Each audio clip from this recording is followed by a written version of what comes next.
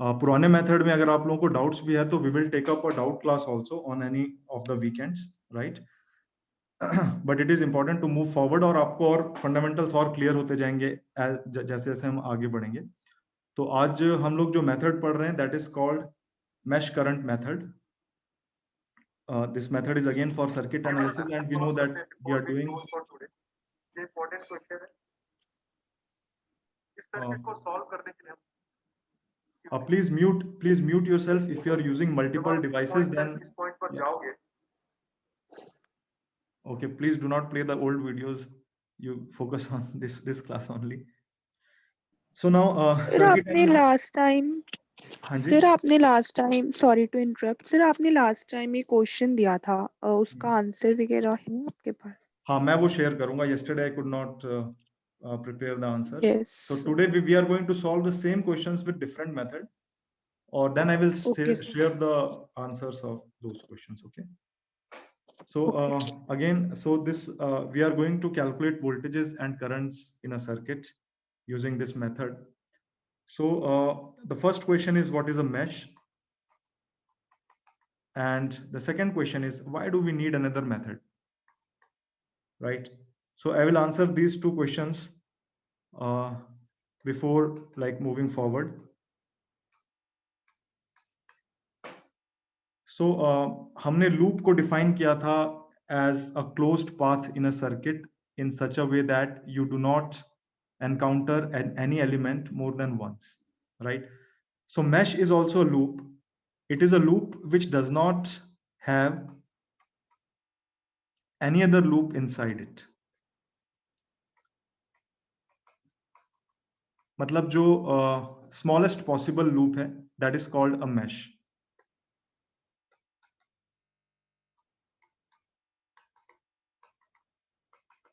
So let us take one example of this circuit. अगर इस circuit में मैं सारे नोड्स को अगर मैं नाम दे दूं, let us call this A, B, C, D. E and F are the same nodes, but meshes और loops को define करने के लिए मैंने उनको नाम अलग-अलग दे दिया है. So if you see here the loops, there are many loops in this circuit, right? For example, A, B, F, and A. This one is a loop. A, B, C, E, F, A. This one is also a loop, right? So you can have many loops in this circuit. Now, of those loops, though the loops which do not have any other loops inside them, they are called meshes. For example, this loop A, B, C, E, F, A, this has got two loops inside it, smaller ones. So this is a loop, but not a mesh. And this one is a loop, and it is a mesh. Because A, B, F, and A, this does not have any other loop inside it, right? So the smallest loop is called a mesh. हमारे लिए meshes को identify करना बहुत आसान है. हमें करना क्या है कि इस सर्किट को अगर हम देखें without any elements, अगर हम इसका सिर्फ टोपोग्राफी देखें तो वो हमें इस तरह की दिखाई देगी, राइट? अब इस टोपोग्राफी में जो विंडोज जैसे स्ट्रक्चर हमें दिख रहे हैं वही इसके लिए लूप मैशेस हैं. ये एक इंपॉर्टेंट कॉन्सेप्ट है ग्राफ थ्योरी का, which you are going to study in computer science as well. Graph theory को यूज करके हम कई तरह के प्रॉब्लम्स को सॉल्व करते हैं. इसका एक अच्छा एग्जाम्पल ये मैश करंट मेथड है.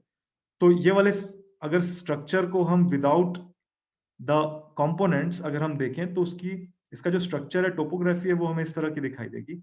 और इसमें ये वाली जो विंडोज है तीन, these three windows are meshes. मैं इसको कह रहा हूं mesh 1, mesh 2 and mesh 3. यहां पर लूप्स बहुत सारे हो सकते हैं अगर हम आइडेंटिफाई करते चलें तो, ठीक है? सो दिस इज अ mesh. इसमें किसी को कोई डाउट है? Sir? हाँ जी. Sir, I could not hear anything. There was some network issue, I guess. Okay. We are defining mesh. Is it audible now to you? Yes sir, yes sir. Okay. We are defining. Electrical में इतना धीरे चल रहा था, कोई student affairs के dean को complain कर दिया है कि Yeah. So we are defining what is a mesh. Okay. So अगर इस मैं ये समझा रहा हूं कि ऐसा लूप जिसके अंदर कोई और लूप ना हो उसको हम mesh कहते हैं. फॉर एग्जाम्पल ये वाला जो हमें सर्किट यहाँ पर दिख रहा है स्क्रीन पर, अगर इस सर्किट को विदाउट द एलिमेंट्स मैं ड्रॉ करूं तो वो इस तरह का होगा.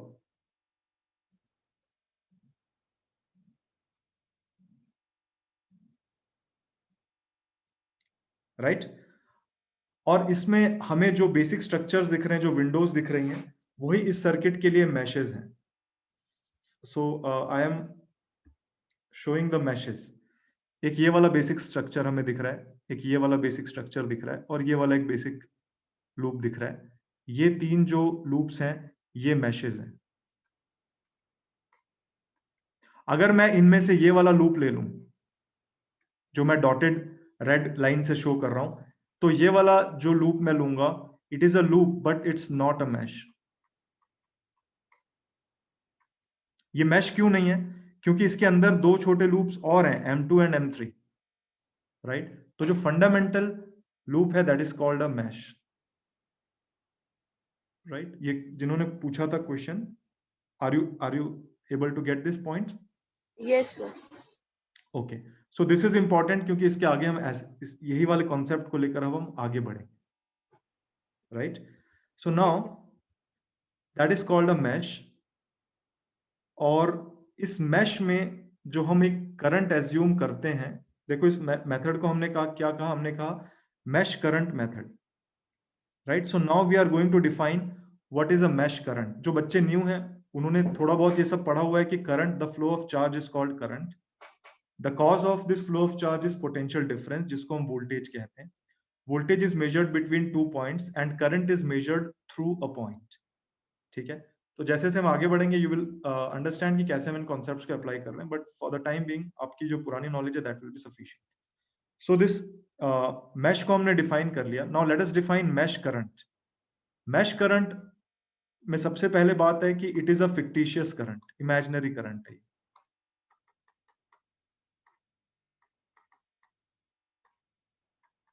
मैं इमेजिनरी वर्ड यूज करना इसलिए प्रिफर नहीं करता क्योंकि कई स्टूडेंट्स इमेजिनरी को मैथ्स वाला इमेजिनरी समझ लेते हैं, वो आयोटा भी लगा लेते हैं साथ में. तो ये इमेजिनरी है, मतलब it is a fictitious current, और इसको हम एज्यूम कर रहे हैं कि it is flowing in the meshes. Right? Which is assumed to flow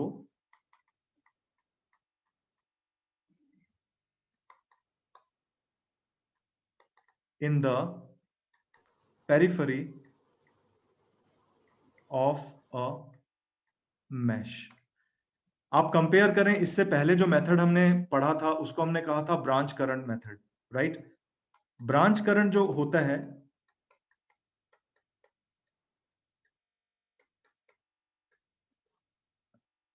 branch current is an actual current. Mesh current एक फिक्टिशियस इमेजिनरी करंट है. Branch current is an actual current which flows in a branch.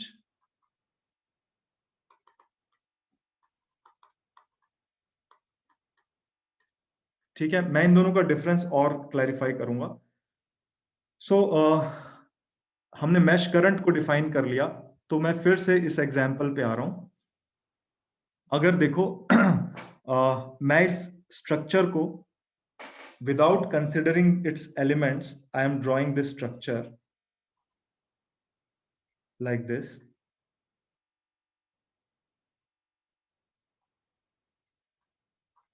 ठीक है? यहां पर तीन meshes थी. एक ये वाला मैश है, कलर चेंज कर लेता हूं. एक ये वाली मैश है, फर्स्ट वन.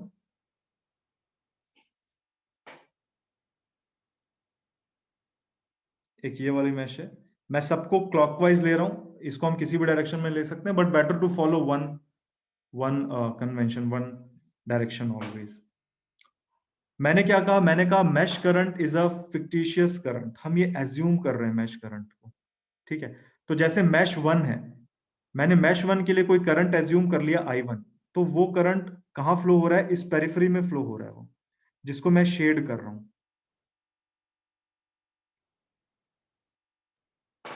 राइट। इसमें ये करंट फ्लो हो रहा है, मैंने इसको शेड करा है, मैं एज्यूम कर रहा हूं, और अब मैं इसको M1 नहीं लिख रहा, मैं I1 लिख रहा हूं। इसका मतलब इस पेरिफेरी में जो करंट मैंने एज्यूम किया है दैट इज I1। अगर हम दूसरा मैश लें M2, तो M2 मैश में भी जो करंट हम एज्यूम कर रहे हैं, I am calling it I2, and now I am assuming कि वो इसकी पेरिफेरी में फ्लो हो रहा है, यानी कि वो यहां पर फ्लो हो रहा है ऐसे। तो एक ये जो बीच वाली ब्रांच है which is common to mesh 1 and mesh 2, उसमें देखो हमें दो कलर्स यहां दिख रहे हैं, ग्रीन और ब्लू, यानी उस मैश में, उस ब्रांच में दो करंट्स फ्लो हो रहे हैं एक्चुअली। लेकिन क्या किसी ब्रांच में दो करंट फ्लो हो सकते हैं? एक ही एलिमेंट में क्या दो करंट हो सकते हैं? नहीं हो सकते। एक एलिमेंट में हमेशा एक ही करंट होगा एक्चुअली में, फिजिकली, राइट। और जो वो करंट है, वो कौन सा करंट है, उसी को हम ब्रांच करंट कहते हैं, जो एक्चुअली उसके अंदर फ्लो हो रहा है। मैश करंट क्या हमने एज्यूम कर लिया, हाँ ये दोनों है, तो जो एक्चुअल करंट होगा वो उनका कोई रिजल्टेंट होगा, ठीक है।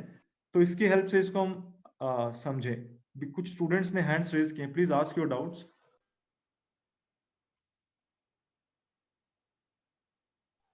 और फिर एक बार ये दोबारा रिपीट करना जो आप बता रहे हो, ये ग्रीन और ब्लू आपने शेड किया है। हाँ, मैंने ये कहा कि सबसे पहले हमने मैश को डिफाइन किया, तो ये जो विंडो जैसे स्ट्रक्चर है ये मैशेज है। मैंने कहा कि इसकी पेरिफेरी में जो करंट फ्लो हो रहा है, जो कि एक इमेजिनरी करंट है, हम एज्यूम कर रहे हैं उसको हम मैश करंट कह रहे हैं। तो पहले वाले मैश के करंट को मैंने ग्रीन कलर से शो किया है, ठीक है। तो यस। ये वाली जो साइड वाली ब्रांच है, इसमें एक ग्रीन कलर दिख रहा है मुझे, यहाँ भी ग्रीन दिख रहा है और यहाँ भी ग्रीन दिख रहा है। एक ये वाली ब्रांचेस जो है ये मैश 1 में ही आ रही हैं, right. These branches are coming in mesh 1 only, they are not in they are not common to any other mesh. लेकिन ये जो बीच वाली ब्रांच है, ये वाली branch, it is common between mesh 1 and mesh 2, right. तो जब मैं मैश 2 के लिए करंट शो कर रहा हूं, कौन सा करंट? मैश करंट, जो कि एक इमेजिनरी करंट है, वो मैंने इस ब्लू कलर से शो किया है उसको। तो अब इस बीच वाली ब्रांच में हम देखेंगे अगर, तो हमें यहाँ दो करंट्स, दो इमेजिनरी करंट्स दिख रहे हैं, एक ग्रीन वाला और एक ब्लू वाला। लेकिन एक ब्रांच में क्या होता है, एक ही करंट फ्लो होता है, यानी इसमें जो एक्चुअल करंट होगा वो इस ग्रीन वाले करंट और ब्लू वाले करंट का रिजल्टेंट होगा। I1 माइनस I2 होगा या I2 माइनस I1 होगा, depending on the condition, right. तो ये जो स्मॉल I1 स्मॉल I2 मैंने लिखे हैं, ये मैश करंट्स हैं, इमेजिनरी करंट्स हैं। इनके एक्चुअल करंट्स क्या होंगे वो हम देखेंगे कैसे निकालते हैं। वैसे ही अगर मैं मैश 3 में देखूं, मैंने इसमें करंट को एज्यूम कर लिया I3, और I3 कहाँ फ्लो हो रहा है, ये भी एक इमेजिनरी करंट है जो पेरिफेरी में फ्लो हो रहा है, ठीक है। So now what I am going to do, I will draw this current also with some other colour. तो मैं इसको मान लो येलो कलर से ड्रॉ कर रहा हूं।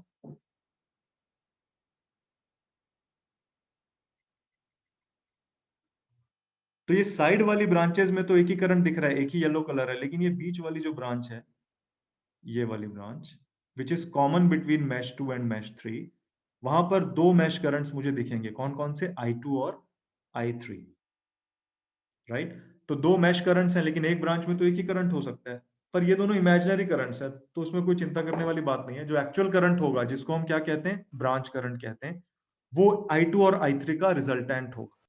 आप लोगों ने ये मेथड पढ़ा है, लेकिन ये अलग अलग फॉर्म्स में पढ़ा है, अलग अलग कॉन्सेप्ट्स के साथ पढ़ा है। सो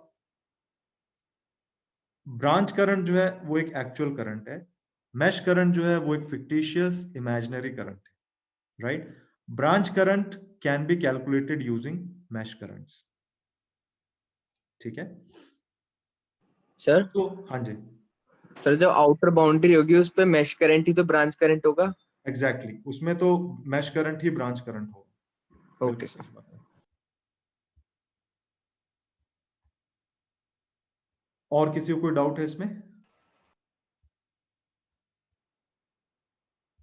ठीक है, so let us move forward. Now, why this method? Now, that is an important question. हम ये वाले सर्किट का एग्जाम्पल लेते हैं फिर से। देखो, अगर मैंने इस सर्किट को ब्रांच करंट मेथड से सॉल्व किया होता तो मैं क्या करता, पहले मैं ये वाला करंट देखता, ये होता 5 एम्पियर्स, इसमें और कोई सोर्स नहीं है, करंट सोर्स, तो एक ही करंट मुझे पता है 5 एम्पियर्स का। बाकी जो करंट्स होते वो मैं वेरिएबल्स की टर्म्स पे एक्सप्रेस करता। तो मान लो मैं इसको x मान लेता, इसको y मान लेता, इसको मैं z मान लेता, इसको मैं k मान लेता, राइट। और फिर इन वेरिएबल्स को मैं मिनिमाइज करता बाय यूजिंग KCL। इस तरह से हम इसको सॉल्व करते हैं। तो यहाँ पर एक प्रॉब्लम ये होती है कि अगर हमने KCL सही नहीं अप्लाई करा है तो हम पहली चीज तो हम वेरिएबल्स को मिनिमाइज कर ही नहीं पाते, और दूसरी चीज हमारे आंसर्स भी गलत आते हैं उसके बाद, ठीक है। तो just by looking at the question you can not tell कि how many variables will be there. लेकिन अगर हम mesh current method Excuse me, sir. हाँ जी, I just could not listen you. The network went off. Sorry. you understood what is a mesh and what is a mesh current, right? Yes, yes, yes. Okay, so I'm explaining why are we using this kind of method. This kind of method minimizes the number of variables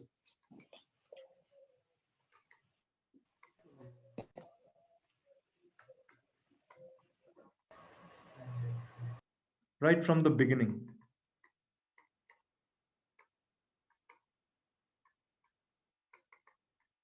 हमें यहाँ कोई ऐसा करने की जरूरत नहीं है कि नंबर ऑफ वेरिएबल्स ले लिए फिर उसके बाद KCL यूज करके हम उनको मिनिमाइज कर रहे हैं, ऐसा कुछ नहीं करना पड़ेगा हमें।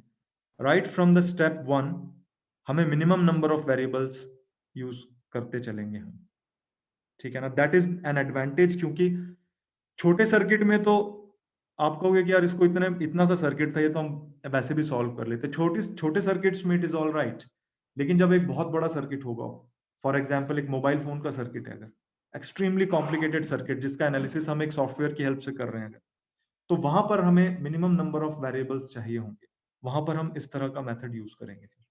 फॉर एग्जाम्पल ये वाला जो क्वेश्चन है, हमारा स्टेप 1 होगा आइडेंटिफाई ऑल द मैशेस। तो यहां से हमें देख के मालूम चल गया कि यहाँ कितनी मैशेज हैं, 3 मैशेज हैं। हमें कैसे मालूम चल गया 3 मैशेज हैं? इस स्ट्रक्चर को विदाउट एनी एलिमेंट्स देखो तो वो इस तरह का दिख रहा है, और इसमें मैशेज कौन सी हैं? ये एक मैश है अंदर, ये एक मैश है, और ये एक मैश है। तो this circuit has got 3 meshes. Number of variables will be 3, right? So identify all the meshes and mark the currents in terms of variables. Which currents? Mesh currents. So what I have done here is मैंने इनको meshes को identify किया 1, 2 and 3. मैंने सारी meshes को clockwise direction में ले लिया। क्लॉकवाइज का मतलब है कि हम चलेंगे भी इसी डायरेक्शन में और मैश करंट्स भी इसी डायरेक्शन में है। So I am naming them in terms of variable I1, I2 and I3। तो हम चालू ही हम मिनिमम नंबर ऑफ वेरिएबल से कर रहे हैं क्वेश्चन को, ठीक है। This is our first step. Now the second step, identify the current sources and find out the relationships with corresponding mesh currents. तो देखो मैंने क्या किया था, सबसे पहले मैंने यहाँ पर mesh currents आइडेंटिफाई किए थे, meshes आइडेंटिफाई करी थी, और उनके mesh currents को मैंने मार्क कर लिया था। So this was mesh 1, mesh 2, mesh 3, all of them in clockwise direction. Sir, please repeat step 1. Step 1 में हम मैशेज आइडेंटिफाई कर रहे हैं कि सर्किट में कितने मैशेज हैं, ठीक है। तो इस सर्किट में हमें 3 मैशेज दिखे, उन मैशेज को मैंने ये सर्कल से, रेड कलर के सर्कल से मार्क किया है। मैश जब हम बताएंगे तो हम उसमें एक डायरेक्शन भी असाइन करेंगे, जो कि मैंने क्लॉकवाइज असाइन करी है तीनों। साथ के साथ हम उसमें वेरिएबल भी असाइन करेंगे, जो कि मैश करंट है I1, I2 एंड I3, ठीक है। अब हमारा सेकंड स्टेप है कि आइडेंटिफाई द करंट सोर्सेस। तो देखो ये वाला एक करंट सोर्स है यहाँ पे 5 एम्पियर्स का, and find out the relationships with corresponding mash currents. Now let us focus on this current source.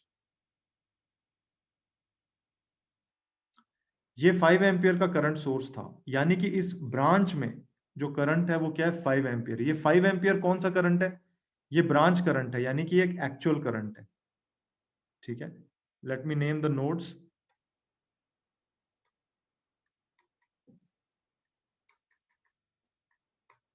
ठीक है, so this is connected between C and E, and now the current flowing in this branch is the branch current, that is the actual current. अब हम इस 5 ampere की branch को देखें कि ये मैश 2 और मैश 3 के बीच में कॉमन है। ये तो अगर ये इन दोनों के बीच में कॉमन है तो I2 जब हम मैश 2 से देखेंगे तो देखो I2 करंट मैंने ऐसा लिया था, ये एक इमेजिनरी करंट था, ये क्या था, I2 था। और मैश 3 में मैंने जो करंट लिया था वो करंट मैंने लिया था I3, वो ऐसा था, राइट। तो मैं ये जो ब्रांच है CE, इसमें मुझे दो करंट्स दिख रहे हैं, एक I2 और एक I3। तो हमें इनका रिजल्टेंट निकालना है। ठीक है, I2 की डायरेक्शन कैसी है, I2 की डायरेक्शन है C to E, और I3 की डायरेक्शन इस स्पेसिफिक ब्रांच के लिए CE के लिए I3 की डायरेक्शन कैसी है, E to C है, यानी I2 और I3 एक दूसरे से अपोजिट है, राइट। तो अगर I2 I3 से बड़ा होगा तो मैं क्या कहूंगा कि जब जो करंट है वो कितना है, I2 माइनस I3 है, और उसकी डायरेक्शन क्या है, C to E है। अगर I2 यानी जो C to E फ्लो हो रहा है और I3 यानी जो E to C फ्लो हो रहा है, अगर मैं उनका डिफरेंस देखूं तो ये भी हमें देखना पड़ेगा कि उनमें से बिगर करंट कौन सा है, राइट। तो अगर I2 is more than I3 तो मैं कहूंगा कि net current is I2 minus I3, और उसकी डायरेक्शन क्या होगी, C to E, because I2 is greater. If I3 is greater than I2 तब क्या होगा कि हम नेट करंट हम कहेंगे कि I3 माइनस I2 है वो, और उसकी डायरेक्शन क्या है, वो है E to C। एक्चुअली में ये दोनों एक ही बात है। अगर आप लिखो I2 minus I3 and it is C to E, that is equivalent to I3 minus I2 and E to C, है ना, क्योंकि ये माइनस साइन के साथ अपोजिट होना ही होना है। तो यहां पर हम ये देख रहे हैं कि जो करंट है वो एक्चुअली में कैसा है, 5 एम्पियर कैसा फ्लो हो रहा है, 5 एम्पियर फ्लो हो रहा है E to C, यानी कि मुझे क्या लेना चाहिए, I3 माइनस I2, और वो करंट किसके बराबर होगा, 5 एम्पियर। तो ये एक रिलेशनशिप हमें यहां से मिलेगा कि I3 minus I2 that should be equal to 5 ampere. Relationship between two variables is obtained here. Is it all right? Sir Yeah. Sir सब मैश में एक ही डायरेक्शंस लेनी है। देखो जैसे जैसे हम क्वेश्चन सॉल्व करेंगे आपको समझ में आएगा कि अगर सबको एक ही डायरेक्शन में लोगे आप ना, तो आपको एकदम एक सेट पैटर्न में हमेशा सॉल्यूशन आने लग जाएगा, आपको याद हो जाएगा वो पैटर्न, आपसे गलतियां नहीं होंगी फिर। It is better to take all the currents in one direction, तो हमसे गलतियां नहीं होंगी फिर। मैं एक आध क्वेश्चन में और करता हूं, फॉर एग्जाम्पल दिस क्वेश्चन। इस क्वेश्चन में हम मैशेज आइडेंटिफाई करते हैं। सबसे पहले we have got 3 meshes here and I am naming those meshes, the mesh currents as I1, I2 and I3. ये 3 meshes हैं, ये मैंने रेड सर्कल से शो किया। तीनों meshes की मैंने डायरेक्शन क्या ले ली, क्लॉकवाइज ले ली। तीनों meshes का मैंने करंट एज्यूम किया I1, I2 एंड I3। ये हमारा पहला स्टेप हो गया। दूसरे स्टेप में हमें क्या करना है, हमें ये देखना है कि क्या इस सर्किट में कोई करंट सोर्स है। अगर कोई करंट सोर्स है तो जो मैश करंट्स है उनका उससे कुछ रिलेशनशिप मिलेगा, वो रिलेशनशिप हमें फाइंड आउट करना है। ठीक है, so now this circuit has got one current source which is 5 amperes, और कोई करंट सोर्स है नहीं इसमें। तो इस 5 एम्पियर पे हम फोकस करें। मान लो इसको मैंने नाम दे दिया A और इसको नाम दे दिया B। Now let us focus on this branch AB। इसमें जब करंट सोर्स 5 एम्पियर का लगा है तो इसमें एक्चुअल करंट जो ब्रांच करंट है वो कितना है, 5 एम्पियर्स है। मैश करंट के टर्म्स में हम देखें तो इसमें कितना करंट दिखाई दे रहा है, ये मैश 1 का पार्ट है सिर्फ।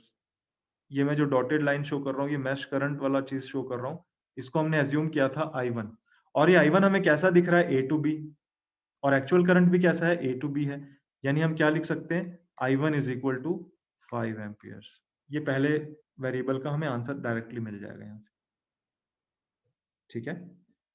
Late us take other questions also. अभी हम सिर्फ इतना ही वाला पार्ट कर लेते हैं।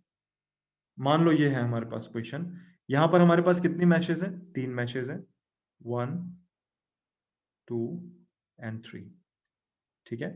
तो यहाँ पर मैंने मैश करंट्स एज्यूम कर लिए क्लॉकवाइज डायरेक्शन में, I1 I2 एंड I3। फिर हम देखेंगे कि क्या यहाँ पर कोई करंट सोर्स है। यहाँ पर एक करंट सोर्स है 3 एम्पियर का, इस ब्रांच पर ध्यान दें, ए बी पर। तो ये जो ब्रांच है ए बी, इसमें करंट सोर्स लगा हुआ है, यानी एक्चुअल करंट हमें मालूम है इसका, that actual current is 3 amperes from A to B, ठीक है। अब मैश करंट्स के टर्म्स में देखें, I2 जो था वो B टू A दिखेगा उसमें, ऐसा है I2, और I3 जो है वो ऐसा है। वो कैसा दिख रहा है, A टू B दिख रहा है। नेट डायरेक्शन क्या है, A टू B है, यानी हम यहां पे क्या लिखेंगे, I3 minus I2 is equal to 3। तो देखो हर बार जो पैटर्न हमें मिल रहा है वो क्या मिल रहा है, हर बार अगर हम मैशेस की डायरेक्शन हमेशा क्लॉकवाइज लेंगे तो जो कॉमन ब्रांचेस हैं उनमें जो करंट होगा वो I1 माइनस I3 होगा या I3 माइनस I1 होगा, राइट, या I2 माइनस I3 होगा या I3 माइनस I2। वो हमेशा डिफरेंस ऑफ टू करंट्स होगा हमेशा, it will never be an addition अगर हम सेम डायरेक्शन में मैशेस को ले रहे हैं। सर एक बार लास्ट वाली स्लाइड 2 मिनट कर दिखा सकते हो? ये अच्छा, यहाँ पर 5 Okay, एम्पियर sir, जो thank था, it was not common to two meshes, इसलिए I1 इक्वल टू 5 आ गया डायरेक्टली। लेकिन यहाँ पर क्या हो रहा है, जो ये वाला करंट सोर्स है 3 एम्पियर, ये वाली जो ब्रांच है, it is common between two meshes I2 and I3, right. इसलिए जो करंट नेट करंट होगा वो इनके डिफरेंस से आ रहा है। मैंने I3 माइनस I2 ही क्यों लिया, I2 माइनस I3 क्यों नहीं लिया, क्योंकि नेट करंट यहाँ A टू B है, तो I3 माइनस I2 लेंगे, then it will match A to B। Sir जो मैश करंट है वो एक ही डायरेक्शन में लेना सारे का? अलग अलग में ले सकते हो, पर क्यों लोगे जब आसान एक डायरेक्शन में लेकर है। Okay sir. सर ये सुपरपोजिशन वाला प्रिंसिपल ही है जो मैश करंट मेथड है। नहीं, superposition is a bit different, वो हम अलग से पढ़ेंगे उस चीज को। हाँ, हम सुपर इम्पोज कर रहे हैं, बट जिन क्वांटिटीज को हम सुपर इम्पोज कर रहे हैं, they are not real quantities, they are imaginary fictitious quantities. जो एक्चुअल हम सुपरपोजिशन पढ़ेंगे उसमें रियल क्वांटिटीज का सुपर इम्पोजिशन होगा, ठीक है। Sir, तो can we हाँ जी, sir can we say all meshes are loops but all loops are not meshes? right. All meshes are loops, but all loops are not meshes. Exactly. So mesh current method जो है, इसमें हमने y का answer कर दिया कि because this minimizes the number of variables right from the step 1. Now this method is based on Kirchhoff's voltage law and Ohm's law. Branch current method जो है, that was based on Kirchhoff's current law as well as Kirchhoff's voltage law, ठीक है। Ohm's law को हम use कर रहे हैं, मतलब we are directly calculating this, we are using this relationship V equal to IR, ठीक है। So this method is based on KVL and Ohm's law. Don't worry about the dependent sources. Dependent source वाले questions हम करेंगे, बहुत simple है, you just need to understand these basics, आपको समझ में आ जाएगा। तो देखो हमने क्या किया, identify all the meshes and mark the currents in terms of variables. हमने I1 I2 I3 किया। फिर हमने क्या किया, identify the current sources and find out the relationships with corresponding mash currents. वो भी हमने कर लिया कि I3 माइनस I2 जो है वो 5 एम्पियर्स है, तो एक रिलेशनशिप मिल गया हमें। We have 3 variables here, we need 3 equations, right. So now apply KVL to meshes which do not have current source. तो मेरे पास ये 3 मैशेस थी, mesh currents I am marking I1 I2 and I3। ये हमने फर्स्ट स्टेप में किया था। सेकंड स्टेप में हमने करंट सोर्स की हेल्प से रिलेशनशिप निकाला था, and that relationship was I1 minus I2 is equal to 5. This was the first relationship. बाकी दो रिलेशनशिप्स के लिए हमें KVL लिखना पड़ेगा, and we will use those loops only, meshes only which do not have current sources. तो यहां पर देखो mesh 1 is all right, वहां पर कोई current source नहीं है, लेकिन mesh 2 और mesh 3 में हम KVL लिख नहीं पाएंगे. ठीक है. So let us write the equation for mesh 1. Equation लिखने से पहले हम याद करें कि हम हमेशा राइज इन पोटेंशियल को नेगेटिव लेते हैं, फॉल इन पोटेंशियल को हम पॉजिटिव लेते हैं. और हम ये भी याद रखें कि जब हमारे रास्ते में कोई रेसिस्टेंस आता है और हम ऐसे चल रहे हैं अगर, तो अगर करंट हमारे साथ साथ चल रहा है तो पोटेंशियल डिफरेंस को हम प्लस साइन के साथ लेते हैं, क्योंकि बेसिकली ये फॉल इन पोटेंशियल है. और अगर हमसे करंट अपोजिट आ रहा है तो हम पोटेंशियल डिफरेंस को माइनस साइन के साथ लेते हैं, because it is a rise in potential. Now let us apply this KVL to this mesh. I am starting from this point. So there is a rise in potential -24. एक 10 ओम का resistance मुझे दिखाई देगा, और हम क्लॉकवाइज चल रहे हैं. ये करंट I1 भी हमारे साथ क्लॉकवाइज चल रहा है, यही करंट I1 10 ओम में भी फ्लो हो रहा है. सो बेसिकली ये वाली कंडीशन है, current is moving with us, so a plus sign. Value of the potential difference is I1 into 10, I into R. So now we have come to this point. इस point पे आएंगे तो हम ऊपर से नीचे की तरफ जा रहे हैं. हमारे रास्ते में एक रेसिस्टेंस आ रहा है 40 ओम्स. अब जो करंट है वो I1 और I2 का रिजल्टेंट है. तो हमें यहां पर एज्यूम करना है कि जिस डायरेक्शन में हम चल रहे हैं, करंट भी, नेट करंट भी उसी डायरेक्शन में है. अगर हम टॉप टू बॉटम जा रहे हैं तो हम ये मान के चल रहे हैं कि नेट करंट भी टॉप टू बॉटम है. अगर net current top to bottom है तो उसकी वैल्यू हमें लिखनी चाहिए I1 minus I2. अगर मैंने 40 ओम्स के करंट को टॉप टू बॉटम एज्यूम किया है व्हाइल ट्रेवलिंग इन मेश 1, तो उस करंट की वैल्यू मैं लिखूंगा I1 minus I2. और क्योंकि वो टॉप टू बॉटम मैं भी जा रहा था, नेट करंट भी मेरे साथ साथ ही चल रहा है, again there is a fall in potential, तो ये प्लस साइन के साथ value of the current multiplied with value of resistance, और हम वापस इसी पॉइंट तक आ गए. So this should be equal to 0. This will be the equation 2. अभी हम इस पे फिर से आएंगे इस पॉइंट पर, अगर किसी को कोई डाउट होगा तो. हमें एक और इक्वेशन चाहिए, वो इक्वेशन हम यहां से लेंगे अब, क्योंकि हम ये मैश तो ले नहीं सकते थे यहां पर, क्योंकि करंट सोर्स था बीच में. तो हम क्या करेंगे, ये जो बड़ा वाला एक लूप है जो mesh 1, mesh 2 और mesh 3 को मिलाकर बन रहा है, वहां से हम इक्वेशन लिखेंगे. I am starting from this point again. इसमें किसी को डाउट हो तो पूछना. 20 ओम में हम जा रहे हैं, करंट हमारे साथ साथ चल रहा है, वैल्यू ऑफ करंट I2 है. So I will write 20 into I2. जब हम 30 ओम्स में आएंगे तो हम लेफ्ट टू राइट जा रहे हैं, क्लॉकवाइज डायरेक्शन है हमारी. करंट भी हमारे साथ साथ चल रहा है, हमेशा हम ये मान रहे हैं, और ये करंट की वैल्यू कितनी है, I3 है. So I will write plus 30 I3. फिर एक और 20 ओम्स आएगा, हम टॉप टू बॉटम जा रहे हैं, करंट भी टॉप टू बॉटम है, वैल्यू उसकी I3 है. So plus 20 I3. फिर हम इधर आ गए, यहाँ पर कोई एलिमेंट नहीं है, यहाँ पर कोई एलिमेंट नहीं. अब ये 40 ओम फिर से हमारे रास्ते में आएगा. इस बार ये जो 40 ओम हमारे रास्ते में आ रहा है, हम कैसे जा रहे हैं, बॉटम से टॉप की तरफ जा रहे हैं. पिछले बार जब हम मैश 1 में थे तब ये करंट कैसा था, तब हम कैसे चल रहे थे, टॉप टू बॉटम. इस बार हम कैसे चल रहे हैं, बॉटम टू टॉप. तो हम ये मानते हैं हमेशा कि करंट, नेट करंट हमारे साथ चल रहा है हमेशा. नेट करंट हमारे साथ चल रहा है मतलब साइन क्या आएगा, positive. 40 multiplied with value of that net current. लेकिन इस बार मैं क्या एज्यूम कर रहा हूं, जब मैं ये बीच में हूं, मैश 2 में हूं, तो मैं एज्यूम कर रहा हूं कि करंट अभी भी मेरे साथ ही है, यानी वो बॉटम टू टॉप है. बॉटम टू टॉप है मतलब मुझे उसको क्या लिखना पड़ेगा, I2 minus I1. I will write it as I2 minus I1, क्योंकि बॉटम टू टॉप वाले को कौन सपोर्ट कर रहा है, I2, क्योंकि वो बॉटम टू टॉप है, और I1 कैसा है, top to bottom, right. So I2 minus I1, और जहां से हम स्टार्ट हुए थे वहां पर पहुंच गए, इज इक्वल टू 0.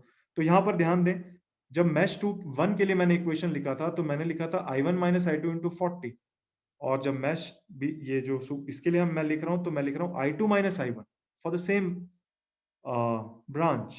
मैंने ऐसा क्यों किया, मैंने ऐसा इसलिए किया क्योंकि मैं नेट करंट को अपनी डायरेक्शन में मान के चल रहा हूं.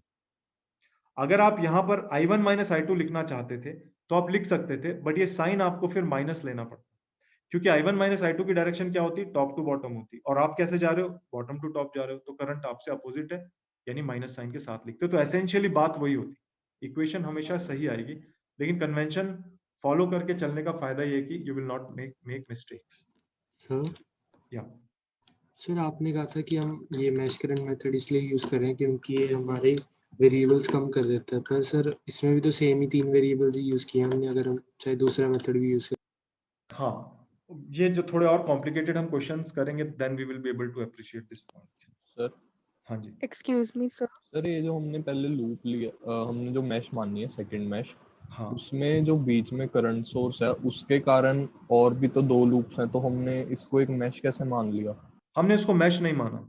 ये बहुत इंपॉर्टेंट और बहुत अच्छा क्वेश्चन है। एक्चुअली मैश करंट मेथड में तो आपने सिर्फ छोटे वाले ही लेने थे, आपने तो लूप्स लेने ही नहीं थे। यहाँ Yes, तो sir. हमारी मजबूरी होगी, हमें लूप लेना पड़ा। अब तो आप कोई सा भी लूप ले सकते हो, ठीक है। तो बहुत सारी बुक्स में जब आप पढ़ोगे ना, तो वो क्या करते हैं, वो इसको एक अलग से मेथड का नाम दे देते हैं, they call it a super mesh. जैसे ये जो I1 के साथ ये वाला जो मैंने बनाया था, ये एक मैश है, राइट। ये जो I2 के साथ मैंने बनाया था, ये भी एक मैश था, है ना। लेकिन ये जो डॉटेड वाला मैंने बनाया है, इसको उन्होंने बड़ा फैंसी सा नाम दे दिया, they call it super mesh. तो मैश एनालिसिस आप जब बुक से पढ़ोगे तो वो एक सेपरेट सेक्शन रहेगा सुपर मैश का। सुपर ऊपर मैश कुछ नहीं है, हम कॉमन सेंस लगा रहे हैं कि अगर किसी मैश में करंट सोर्स है तो हम केवीएल लगा ही नहीं सकते, तो नेचुरली आप उससे बड़ी वाली लूप ले लोगे जहां पर केवीएल लग सकते हैं। फिर आपका क्वेश्चन ये होगा कि फिर इसको मैश करंट मेथड क्यों बोल रहे हैं जब इसमें लूप में यूज कर रहे हैं। Yes, sir. हम इसको मैश करंट मेथड इसलिए बोल रहे हैं फिर भी, क्योंकि ये जो वेरिएबल है that remains mesh current only. ये वेरिएबल जो है वो मैश करंट ही है अभी भी, although you are applying it to a super mesh, ठीक है। तो जस्ट हाँ जी बोलिए। सर मेरा इसमें डाउट था, जो भी आप लास्ट उसमें बता रहे हो कि जैसे हम उसको मतलब हमने लूप माना, तो फिर जब हमने उसको लूप मान लिया तो फिर जो हमारे I2 I1 और I2 था जैसे करंट, वो तो हमारा मैश में था ना करंट, तो फिर जब हमने उसको एक लूप ही कंसिडर कर लिया तो फिर हम मैश करंट क्यों यूज कर रहे हैं?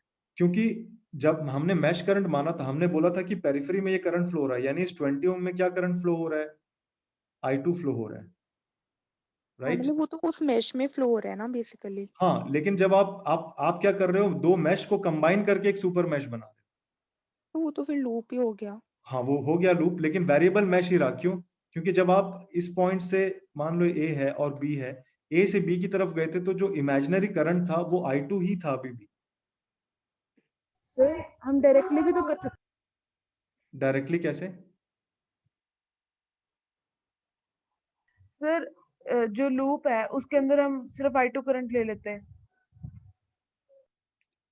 अच्छा, आप ये कह रहे हो जो डॉटेड वाला लूप है उसको ही हम उसी का पेरिफेरल करंट हम I2 मान लेते हैं। Yes Yes, sir, sir. मतलब उस पे लूप वाला मेथड ही आप लगा ट्राई कर लेते लो, हैं। आप ट्राई कर लो, लाइफ इतनी आसान होती तो बात ही क्या थी। इसका मतलब आप ये कहना चाह रहे हो कि ये जो 20 ओम्स है और ये 30 ओम्स है, उसमें सेम करंट फ्लो हो रहा होता, राइट। अगर मैं ये डॉटेड लाइंस जो मैंने बड़ा सा लूप बनाया, उसके करंट को मैं मान लेता कैपिटल I3 सपोज, जो कि गलत है। उसका रीजन मैं बता रहा हूँ क्यों गलत है ये। इसका मतलब ये होता है कि इसके अक्रॉस पोटेंशियल डिफरेंस जो हम लेते हैं वो 20 टाइम्स I3 लेते हैं, और इसके अक्रॉस भी 20 टाइम्स I3 लेते हैं। वो गलत होता, क्योंकि दोनों में सेम करंट हो ही नहीं सकता, क्योंकि बीच में एक जंक्शन है। अगर ये करंट I3 होता तो ये करंट I3+5 होता, राइट। तो वो गलत हो जाता फिर। तो सर मतलब बेसिकली हमें यहाँ पे भी एक और वेरिएबल लेके आना पड़ता अगर हम उस मेथड से भी करते, क्योंकि वो जंक्शन की वजह से डिवाइड हो रहा है, और इस केस में भी हमारे पास वेरिएबल तो 2 ही आ रहे हैं, मतलब I2 और I3। हाँ, इसका मतलब ये हुआ कि जब हम सेम क्वेश्चन को, एक मिनट मैं इसका एक इलस्ट्रेशन करके बताता हूँ।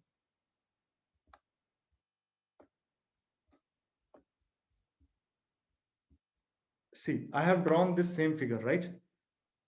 पहले जब हमसे एग्जाम में क्वेश्चन पूछा जाएगा कि इसको ब्रांच करंट मेथड से सॉल्व करो,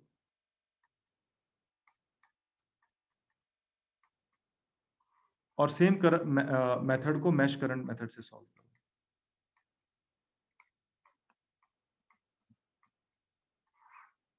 तो जब हम सर्किट्स बनाएंगे तो सर्किट्स की शक्ल अलग अलग होगी। इसमें ब्रांच करंट मेथड में जो करंट्स होंगे वो ऐसे दिखाई दे रहे होंगे। ये मैं अभी रैंडमली वैल्यूज लेकर चल रहा हूं। ये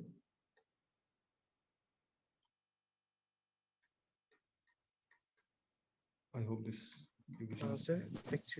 जस्ट अ मिनट मैं बस ये पॉइंट एक्सप्लेन कर लूं, इंपॉर्टेंट पॉइंट है। ब्रांच करंट मेथड में स्टूडेंट जब सॉल्व करेगा तो सर्किट की शक्ल ऐसी दिखाई देगी। ये जो एरोज होंगे वो एक्चुअल में ब्रांचेस के ऊपर होंगे, ये एक्चुअल करंट्स हैं। जब स्टूडेंट मैश करंट मेथड से इसको सॉल्व करेगा तो कोई भी करंट रेसिस्टेंसेस के ऊपर नहीं दिखना चाहिए, सिर्फ हमें ये दिखनी चाहिए चीज। ये दोनों, ये डिफरेंस है ब्रांच करंट और मैश करंट में जब इन टर्म्स ऑफ आप सॉल्यूशन देखोगे। तो लेफ्ट साइड में जो करंट्स आपको दिख रहे हैं they are actual currents, they are the branch currents. Right side में जो करंट्स दिख रहे हैं I1 I2 I3 they are not the actual currents, they are imaginary currents. Of course I1 I2 I3 का रिलेशनशिप तो होगा x और y के साथ, है ना। अगर हम इनको आपस में इंटर रिलेट करें तो हम ये देखेंगे कि जो I3 है that is equal to x minus y, क्योंकि 20 वोल्ट से देखोगे यहाँ ऊपर से नीचे जा रहा है करंट, कितना जा रहा है x माइनस वाई। यहां पर भी 20 वोल्ट में देखोगे तो ऊपर से नीचे जा रहा है करंट, कितना जा रहा है I3। So that I3 is equal to x। अगर हम इन दोनों को कोरिलेट करना चाहें तो जैसे ये वाला y है, अगर ऊपर से नीचे है ये वाला y, सो इसमें ऊपर से नीचे जो करंट होगा वो होगा I2 minus I3। So y has to be equal to I2 minus I3, right. x will be equal to I2। तो हमें ध्यान देना है कि ब्रांच करंट मेथड में आपको एक्चुअल करंट्स बनाने हैं, इसमें डिवीजन करना है, केसीएल लगाना है। मैश करंट मेथड में आपको सिर्फ मैशेस आइडेंटिफाई करनी है फटाफट और ये वेरिएबल्स शो कर देना। Right now you can ask your doubts. Sir आप पिछली स्लाइड पे जाना है सर। दिस वन, सर पिछली जिस दिस वन दिखाई तो है कि जा रहे हैं हम उस डायरेक्शन में जा रहे हैं रेजिस्टेंस से।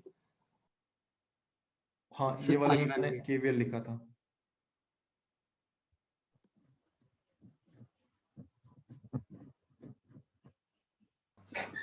सर हाँ जी सर हमें एक और लूप लेना पड़ेगा ना अभी? नहीं अभी नहीं ले सकते हमें। हमारे पास 3 वेरिएबल्स थे, हमने 3 इक्वेशंस लिख ली हैं। I3 minus I2 is equal to 5, फिर ये वाली इक्वेशन और ये वाली इक्वेशन। 3 वेरिएबल्स थे, हमने 3 इक्वेशंस लिख ली हैं। Okay sir. ठीक है, तो हम इसको आगे और भी सॉल्व करेंगे। And if you want we can have extra classes also for solving the more number of for practicing more number of questions on this। ठीक है,